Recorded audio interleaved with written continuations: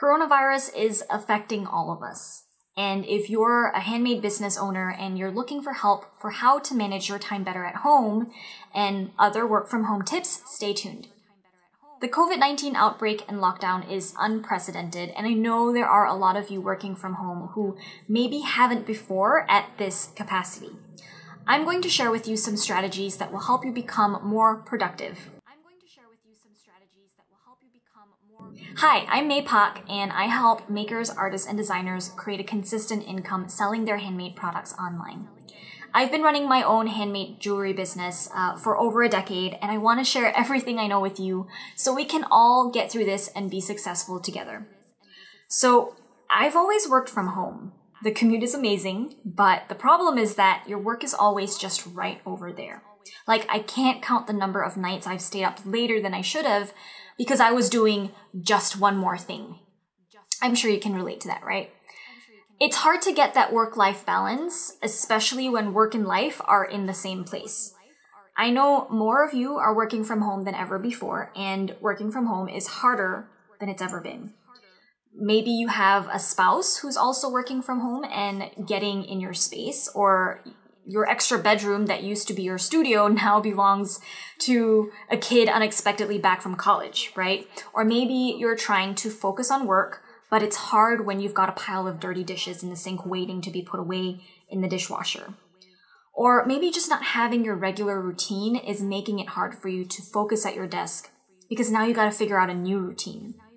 I hear you. I've definitely been through a lot of those moments myself, and I want to share some of my favorite work from home tips with you. The first thing is definitely set a schedule.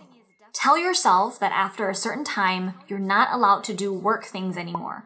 It'll take practice, but after a while, you'll train your body to know that certain hours are only for relaxing or doing home stuff. Try to create a routine. Now, this is slightly different than a schedule, but it's kind of related. A routine is all the things you do surrounding a certain event. So maybe to help you settle into work in the morning, you make yourself a cup of tea, put on some light music, and then start work. This can help you get in the mood to work, even if you didn't necessarily start the day feeling motivated to do anything. A routine helps you get into the habit of doing things. Like, maybe you've heard this before, but if you're having trouble exercising in the morning, then experts have recommended that you put your workout shoes by your bed so you can put it on right away when you wake up. That small action will help you kickstart the rest of the sequences of actions in that routine. And now you're much more likely to actually work out. On the other hand, a schedule helps keep you organized and on track to working on different projects and different parts of your business. For example, my daily work schedule usually looks like this. When I'm ready to work in the morning, the first thing I usually do is talk to my team. Answer any questions they have for me. Usually it's questions about a specific customer email, or it's just general discussion about a project we're working on. The next block in my schedule is to work on anything on my to-do list. This usually takes up most of my time before and after lunch. I usually do things like review work for one-off projects that my team has done for me, or making business decisions that sometimes require me to do a bit of research or like talking to people. And then finally, before I check out for the day, I check emails.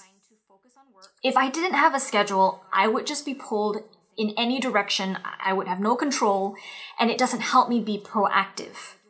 If you don't have a schedule, don't be surprised if you feel like you're always putting out fires and never getting ahead in your business. I used to be like that, and it feels like a hamster wheel. It's important to carve out time deliberately for parts of your business because that's how things get done. So a schedule helps keep you organized, but more than that, it can be strategic also for your mental health. Like, when I read emails, sometimes I get bad news, like a customer issue, and to me, it's not productive to start my entire day with that tone, because then I'm going to carry that weight with me throughout the day, and it's going to make me have a hard time focusing on other work. You know what a schedule also does? It tells other people in your household when you're working, and they shouldn't bother you. You're setting boundaries, which brings me to my next tip. Number 2. Give yourself the gift of undisturbed work time. This is so you can clear your head and really pump it out. You're much more efficient and productive when you have momentum and laser focus to do the work. You know, every time you shift gears between things, you lose a little bit of that momentum and efficiency. So here are some ideas for what you can do. Turn off notifications on your phone, either all the time or just during certain work hours. It's hard to work with your phone buzzing at you and lighting up all the time, right? Because every time it does that, your attention is pulled away from the task at hand for a split second. And it does take a bit of effort or mental strength to get back on track. If you're lucky to have a separate space in your house that you can work in, close the door when you're working so other people don't disturb you. And you might also want to close the door when you're not in there so you aren't tempted to pop in and do more work. Work-life balance, right? But the fact is, no one likes being interrupted, but you're going to keep getting interrupted if you don't communicate with your family and yourself that you have a schedule. You can create an I'm working signal, like a sign you can turn on to show other people you're working, or I've even read about someone who wears a silly hat to tell her family that she can't be disturbed when she's wearing that hat. It's different, but it just might work for you.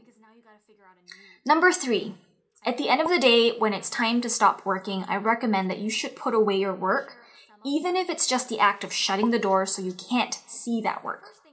If you don't have a dedicated space, do what you can to pack up at the end of your workday.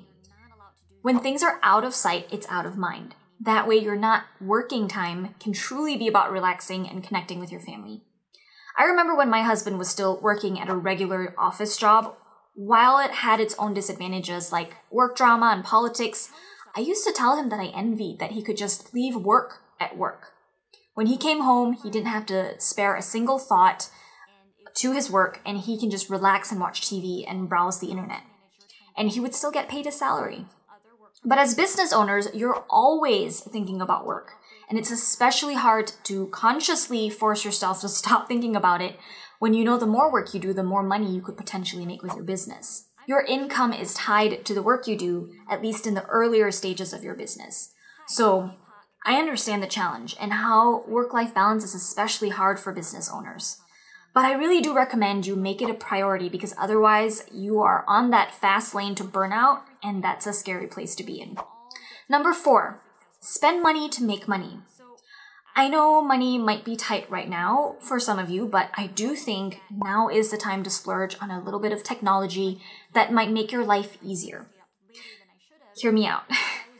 The logic is that if your life is easier, you're more productive, you get more done, and you're moving your business forward and potentially setting yourself up to make more sales.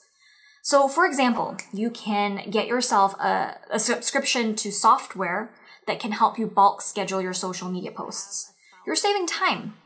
Or maybe you want to invest in a new backdrop and a lighting kit for photographing your products since you're spending so much more time indoors.